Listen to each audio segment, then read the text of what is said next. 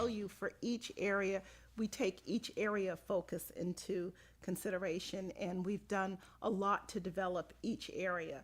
And there's been tremendous growth in our district. But I think in just speaking with people today, one of the things that that I'm very clear that we're in the right direction. When we started with Focus on Results, I had actually just started at the district.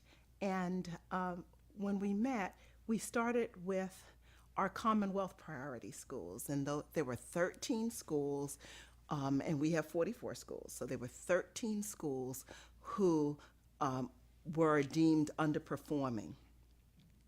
And Focus on Results was hired as a consultant to work with us to really change those schools around.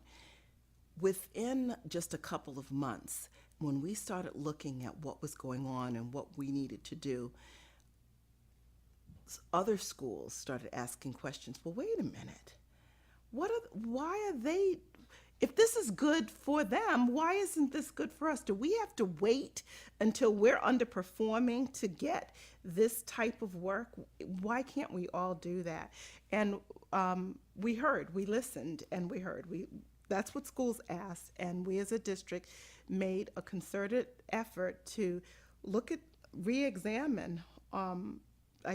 We were, I think, about 3 months in, and we looked at this and said, no, we've got to change this around.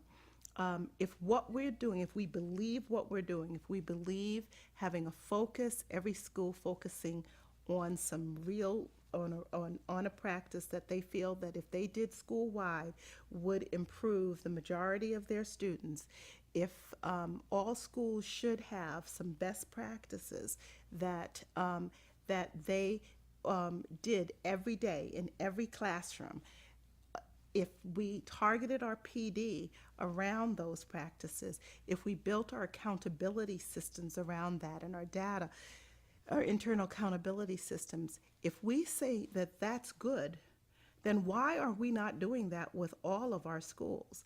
And so we made that change.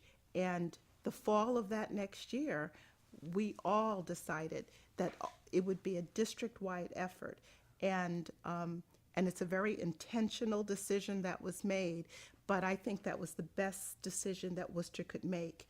And as I hear different districts today talking about, some have whole schools, some only have a few of their schools, and I really have to say to them, when they say, well, what would you do if there was something that you could take and tell us from what you've learned? I would say that unless your whole district is involved, you really are not committed to student achievement.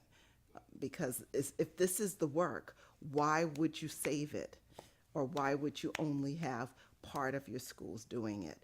And until, as a whole district, you all talk the same language and walk the same talk, you can't share your whole district practice, and you're really not giving the district, you're really not capitalizing on your own resources.